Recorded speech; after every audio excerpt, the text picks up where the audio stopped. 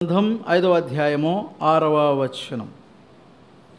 మరియు సింహాసనములకును ఆ 4 జీవులకును పెద్దలకును మధ్యను వధింపబడినట్లుండిన గొర్రెపిల్ల నిలిచుండుట చూచితిని. ఆ గొర్రెపిల్లకు 7 కొమ్ములను 7 కన్నులను ఉండెను. ఆ కన్నులు భూమి అందంతటికి పంపబడిన దేవుని 7 ఆత్మలో.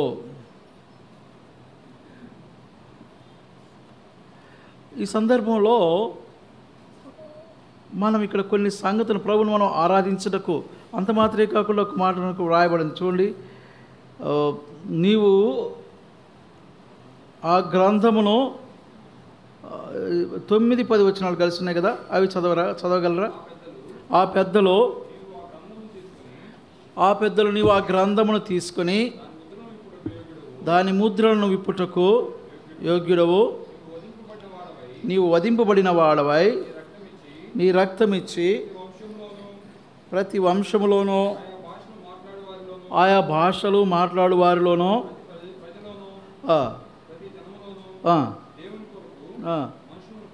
మనుషులను కొని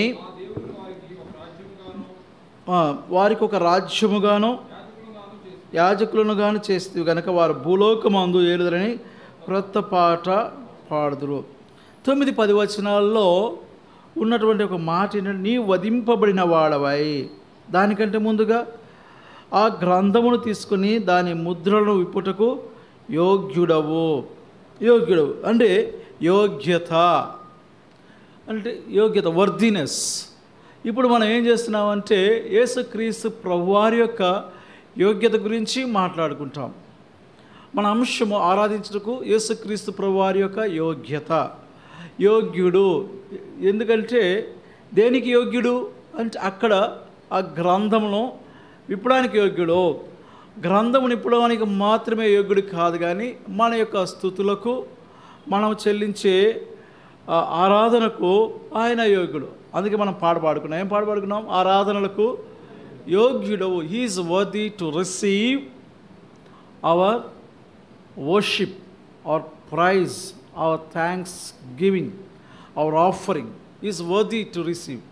ఆయన మన యొక్క ఆరాధనను స్వీకరించుటకు యోగ్యుడు. 5వ అధ్యాయం 5వ వచనములో ఆయన యొక్క వ్యక్తిత్వాన్ని గురించి చూస్తాం. ఎలా ఆయన యోగ్యుడు? ఇదిగో దావీదుకు చిగురైన యూదా గోత్రపు సింహము 7 ముద్రలను తీసి ఆ గ్రంథమును విప్పుటకై జయము పొందినని నాతో చెప్పాను. ప్రభువైన యేసుక్రీస్తు వారిని గురించి ఏం చెప్పబడుతుంది ఇక్కడ అంటే యూదా గోత్రపు సింహము. గమనించండి, యూదా గోత్రంలో నుండి ఏం చేస్తూ వచ్చాడంటే సింహముగా వస్తూ వచ్చాడు. అంటే యూదా అనగా అర్థము స్థుతి. అంటే సింహం స్తుతి అంటే ఆయన స్తుతులు పొందడానికి యోగ్యుడు. ఏంటి ఆయన వ్యక్తిత్వం అంటే ఆయన సింహం అంటే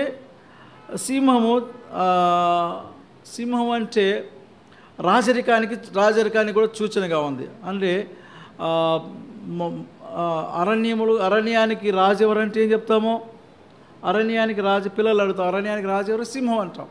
కాబట్టి సింహము రాజరికానికి సాదృశ్యంగా ఉంది. కనుకనే ప్రభువైన యేసుక్రీస్తు వారు ఈ లోకంలో జన్మించినప్పుడు తూర్పు దేశం నుంచి జ్ఞానులు వచ్చారు. తూర్పు దేశం నుంచి జ్ఞానులు వచ్చి ఇలా అన్నారు. ఏమన్నారంటే, యూదులకు రాజుగా పుట్టిన వాడెక్కడా అన్నారు. యూదులకు రాజుగా పుట్టిన వాడెక్కడా? మేము ఆయన నక్షత్రములు చూసి ఆయనను పూజింప వచ్చితిమి అన్నారు. కాబట్టి యూదులకు రాజుగా పుట్టినటువంటి వాడు అంటే he's regal character or royal character. ఆయన రాజరికపు క్యారెక్టర్ కలిగినటువంటి వాడు. ఏమంటాడు? దావీదునకు చదువుతాములో దావీదుకు చిగురైన యూదాగోత్రపు సింహం అంటాడు. కాబట్టి దావీదు రాజు. యేసుక్రీస్తు ప్రభువారు రాజు. ఆయన వధింపబడిన గొర్రెపిల్లే, కానీ ఆయన అసలు వ్యక్తిత్వం ఏంటంటే ఆయన రాజు. ఎవరికి రాజు? ఎలాగా? దావీదు రాజు అయితే దావీదునకు వేరైనటువంటి చిగురైనటువంటి, ఇక్కడ చిగురు అని ఉంది కదా, చిగురు అంటే క్రింద ఒకటేసింది చూడండి, క్రింద ఫుట్ నోట్లో ఏమనుంది?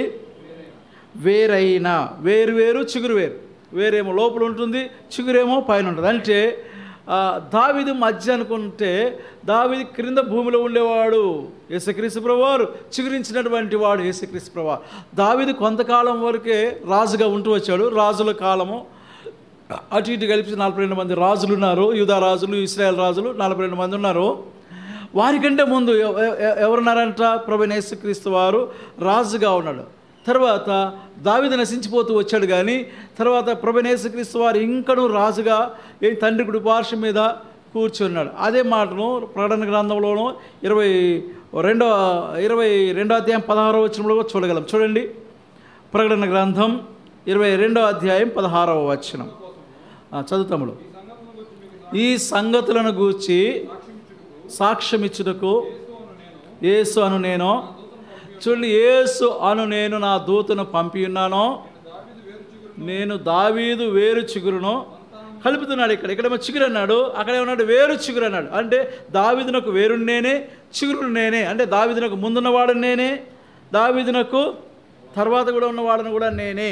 చూడండి 49వ అధ్యాయం 9వ వచనం, ఆది కాండం 49వ అధ్యాయం 9వ వచనం ఏమని వ్రాయబడింది అక్కడ? జెనసిస్ 49:9, యోధా కొదమ సింహమో నా కుమారుడా.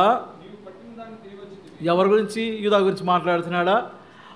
యాకోబు యూదాను ఉద్దేశించి మాట్లాడుతున్నాడు? కాదు, ప్రవచన రూపముగా ఎవరి గురించి మాట్లాడుతున్నాడు? యేసుక్రీస్తు ప్రభువు వారి గురించి. కొదమ సింహం, సింహంలో కూడా ఈయనటువంటి వాడు అంటే కొదమ సింహము అంటున్నాడు. సింహంలో కూడా ఆయన కొదమ సింహం. కాబట్టి హీఈస్ రాయల్, రీగల్, రాజరికపు పోకడగలిగినటువంటి వాడు ఈ గొర్రెపిల్ల, వధింపబడినటువంటి గొర్రెపిల్ల. సమూయేలు గ్రంథము 2వ గ్రంథంలో 7వ అధ్యాయం 13వ వచనంలో సమూయేలు ఏమంటాడు చూడండి. సమూయేలు గ్రంథం 7వ అధ్యాయం 13వ వచనం,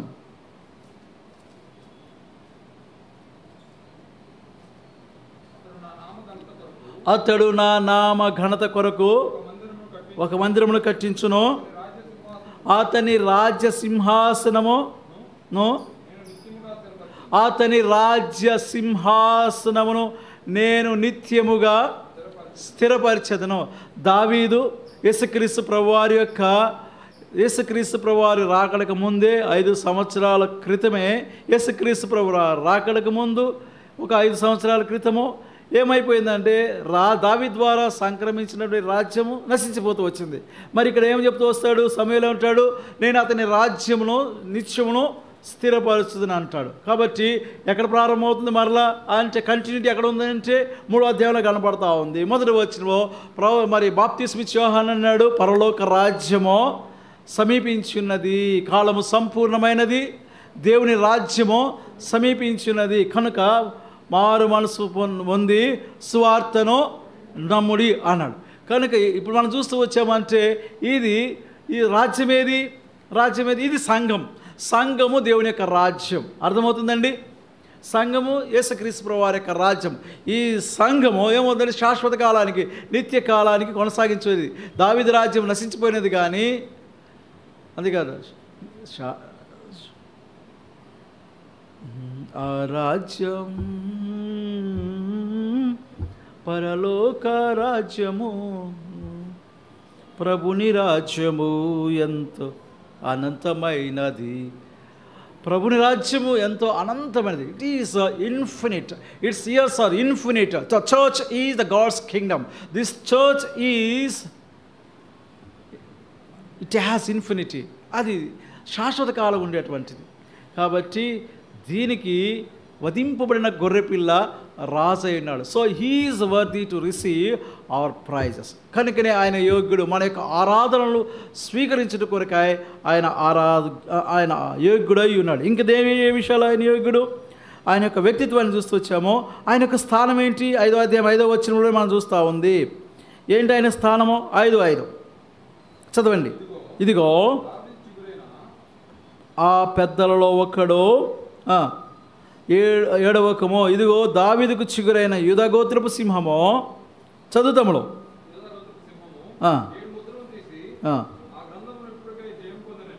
6వ వచనం కదా ఇది, తెలుగులో 5, 6వ వచనం ఇంగ్లీష్లో ఉంది. మరియు సింహాసనమునకును ఆ 4 జీవులకును పెద్దలకును మధ్యను, in the midst of the elders, this slain lamb was in the midst of elders. అక్కడ ఎల్డర్స్ అని వ్రాయబడి ఉంది. ఆయన రాజ్యంలో పెద్దల మధ్య ఉన్నటువంటి వాళ్ళకి కనపడుతుంది. This is his position. He is in the centre of the elders. పెద్దల్లో సైతము ఆయన ఏం చేస్తూ వచ్చాయంటే వారి మధ్యలో నిలబడుతూ వచ్చాయంట. 18వ అధ్యాయం 20వ వచనంలో మత్తయి సువార్త ఆయన యొక్క స్థానం. మత్తయి సువార్త 18వ అధ్యాయం 20వ వచనంలో ఏమని వ్రాయబడి ఉంది? ఏమని వ్రాయబడి చూడండి. ఏలయనగా 2-3 నా నామమున ఎక్కడ కూడి ఉందిరో అక్కడ నేను వారి మధ్యను ఉందును. కాబట్టి ఈ వధింపబడిన గొర్రెపిల్ల యొక్క స్థానము, యూదా గోత్రపు సింహం యొక్క స్థానం ఏంటంటే ఎక్కడ 2-3, ఇద్దరు అంటే బయట మాట్లాడుకున్న 2-3 కాదు, ఎక్కడ 2-3 ఇన్ ద చర్చ్, రాజ్యం, ఆయన రాజ్యంలో ఎక్కడ 2-3 చేరి వస్తారో వారి మధ్యలో నేను ఉంటానంటూ వస్తున్నాడు. ఆయన రాజ్యము సంఘము, సంఘకాలం ఆయన రాజ్యం. కాబట్టి ఈ సంఘంలో 2-3గా చేరి ఎవరు చేరి వస్తారో వారి మధ్యలో నేను ఉంటాను అనేది. కాబట్టి ఆయన మన మధ్యలో ఉన్నాడు. వధింపబడిన గొర్రెపిల్ల మన మధ్యలో ఎందుకున్నాడు? ఆయన మన మధ్యలో రాజుగా ఆయనకు చెందవలసిన ఘనతను, రాజుగా ఆయనకు చెందవలసిన ఆధిక్యతను, రాజుగా ఆయనకు చెందవలసినటువంటి అదే అంటే వర్దినెస్ ఆయన స్వీకరించడానికి కొరకాయ. అందుకే అన్నాడు, నేను తండ్రిని అయితే నాకు రావాల్సిన ఘనత ఏమాయన. మనం ఆయన పిల్లలమో కాబట్టి మనం ఏం చేయాలంట? ఆయన పిల్లలమో మనం ఆయనను ఏం చేయాలా? మనం ఆయనను ఘనపరచాలా, మనం ఆయన హెచ్చించాలా, మనం ఆయనను పూజించవలసిన వారమైన. ఎందుకంటే ఆయన మనకు తండ్రి అయినాడు. ఆయన మనకు తండ్రిగా మనం ఆయన ఆరాధించవలసిన వారమైంటున్నాం. కానీ ఆయన మన మధ్యలో ఉన్నాడు. కాబట్టి ఇదిగో దేవుని యొక్క నివాసము మనుషుల మధ్యలో ఉన్నది. కాబట్టి అంటే నేను మీ మధ్యలో నివసించిన 25వ అధ్యాయం 8వ వచనంలో నిర్గమకాండంలో నేను వారి మధ్యలో నివసించినట్లు వారు నా కొరకు నివాస స్థలము, నేను వారి మధ్యలో నివసిస్తూ వస్తున్నాను. సో బిల్డ్ అ చర్చ్ అంటాడు. నేను వారి మధ్యలో నివసించినట్లుగా నా కొరకు ఏం చేయాలంటే నిర్మించమంటాడు, సంఘాన్ని నిర్మించమంటాడు. అక్కడేమో దేవాలయ టాబర్నకల్ నిర్మించమంటూ వస్తాడు. కాబట్టి ఆయన దట్ ఈస్ ఈజ్ పొజిషన్, ఆయన స్థానం మన మధ్యలో ఉన్నాడు. నిత్యత్వంలో లేడు, ఆయన మన మధ్యలో ఉంటూ వచ్చాడు. మనం ఆయన కుమారులముగా మనం ఆయన ఘనపరచవలసిన వారు. అందుకనే పదే దేవునింటిని ప్రేమించాలి, దేవునింటిని ప్రేమించాలి, ఆయన రాజ్యాన్ని ప్రేమించాలి. ఆయన మన మధ్యలో ఉంటున్నాడు అనే సత్యాన్ని తెలియజేస్తూ వస్తున్నాం. తర్వాత ఇంకో సంగతి చూద్దాం. చూడండి, ఏమి యోగ్యుడు? ఆయన మన మధ్యలో ఉన్నాడు, ఆయన మాత్రమే తండ్రిగా ఉన్నాడు. కాబట్టి ఆయన మనకు ఆయనకు చెందవలసిన ఘనత అంతా మనం ఆయనకు అర్పించవలసిన వారంగా ఉంటున్నాం. తర్వాత చూద్దాం. చూడండి 9-10 వచనాలు. ఆ పెద్దలో నువ్వు ఆ గ్రంథమును తీసుకుని దాని ముద్రలుపుటకు యోగ్యుడవు, నీ వధింపబడిన వాడవై నీ రక్తమిచ్చి ప్రతి వంశములోనో ఆయా భాషలు మాట్లాడు వారిలోనో. గమనించండి, నువ్వు వధించబడిన వాడవై అన్నాడు. వధించబడినటువంటి గొర్రెపిల్ల is the sufficient to answer all humans problems. మనుషులందరి యొక్క సమస్యలకు సమాధానం ఇచ్చడానికి గొర్రెపిల్ల తగినటువంటి వాడు. Is worthy to answer all our problems. మన సమస్యలన్నిటికీ ఆయన సమాధానం ఇచ్చడానికి గొర్రెపిల్ల తగినటువంటి వాడు. నాకు పోయిన వారంలో ఒక సిస్టర్ ఏం చేస్తుంది, మనం ప్రార్థన చేస్తుంది, సంతానం లేదు, ప్రార్థన చేస్తే దాదాపుగా గంట సమయము నేను ప్రార్థన చేసుకుంటున్నాను. ఆ సమయంలో ప్రార్థన చేసుకుంటూ వస్తుంటే ఏం చేశారు, వింటూ వస్తే వెళ్తున్న సమస్య, కష్టాలు, ఇబ్బందులు అన్నీ మాట్లాడుతూ ఉంటే ఒట్టి ప్రార్థన చేస్తే ఎలా చేస్తానమ్మా, ప్రార్థన చేస్తా అని చెప్పిన తర్వాత ఒట్టిగా ప్రార్థన చేస్తే ఎలా అని చెప్పేసి నేను ఎర్లీ అవర్స్లో 3 o'clock అలారం పెట్టుకున్నాను. మీరు తీసి చూసుకోండి. ఆ అలారం ఆ టైంలో నేనేమో నా ఫోన్ తీసి నువ్వు చూచుకుడు నా అలారం ఏ టైంలో ఉంటుంది. 3 o'clock లేసి వీళ్ళ కొరకు ప్రార్థన చేయాలి ప్రభువా, నేను ఇట్లా ఉంటే ఎలాగా అని 3 o'clock లేసి ప్రార్థన చేసి వీళ్ళకి ఏదైనా అంటే ఒకరు కాదండి, 4-5 ఫ్యామిలీస్ ఉన్నారు. ఒక్కొక్కరు యాడ్ అవుతూ వస్తున్నారు. ఏంటి ప్రభువా అంటే, ఒక వాగ్దానం చేయి ప్రభువా అంటే ఎంత స్పష్టంగా మాట్లాడుతూ వచ్చాయంటే చూడండి, దేవుడు దర్శిస్తానని మాట్లాడుతూ వచ్చాడు. వాళ్ళు నేను దర్శిస్తాను, వాళ్ళని అట్లా విడిచిపెట్టని మాట్లాడుతూ వచ్చాడు.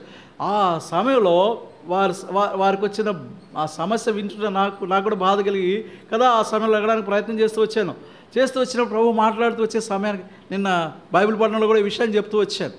నేను ఈ విషయాన్ని చెప్తూ వచ్చాను. దేవుడు వాగ్దానం చేస్తూ వచ్చాడు. నేను గమనించండి, మరి కొన్ని విషయాలు నేను సిస్టర్తో మాట్లాడుతూ వచ్చాను, సంఘానికి కూడా తెలియజేస్తూ వచ్చాను. క్రింద వేరే ఒకరు వచ్చినప్పుడు ఏమంటాడు, గొప్ప పర్వతమా నీవు చదువుని చేయబడదు అని సంఘానికి తెలియజేస్తూ వచ్చినప్పుడు వారు ఇంతవరకు రాలేదు.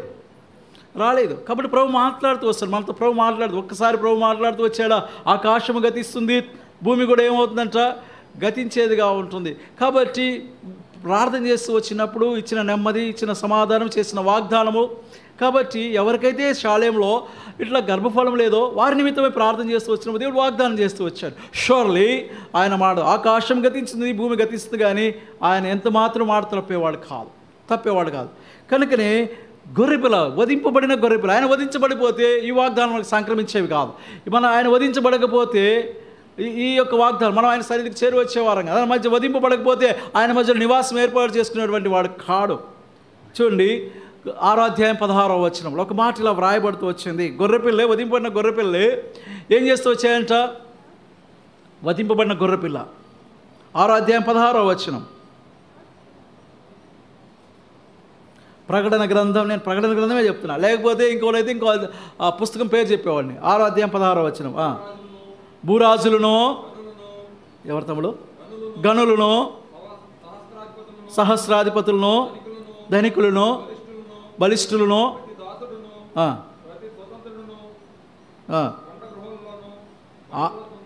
6:16 సింహాసనాసీనుడైన వాని యొక్కయో గొర్రెపిల్ల యొక్కయో ఉగ్రత మహాదినం. ఏంటండి, గొర్రెపిల్ల యొక్కయో సింహాసనాసీనుడైన వాని యొక్కయో గొర్రెపిల్ల యొక్కయో ఉగ్రత మహాదినం వచ్చినాడు. గొర్రెపిల్ల యొక్క ఉగ్రత, గొర్రెపిల్లకు ఉగ్రత ఏంటి, గొర్రెపిల్ల ఉగ్రత ఏంటి అర్థం కాని విషయం. దేవునికి ఉగ్రత ఉంది. ఏమని ఉగ్రత?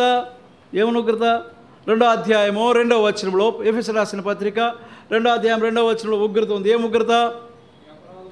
మీరు మీ అపరాధముల చేతనో పాపముల చేతనో చచ్చిన వారై ఉండగా ఆయన మిమ్మల్ని క్రీస్తు కూడా బ్రతికించెను.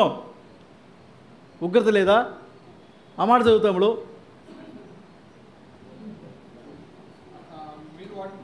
మీరు వాటిని చేయొచ్చు, వాయుమండల సంబంధమైన అధిపతిని, అనగా అవిధేయులైన వారిని,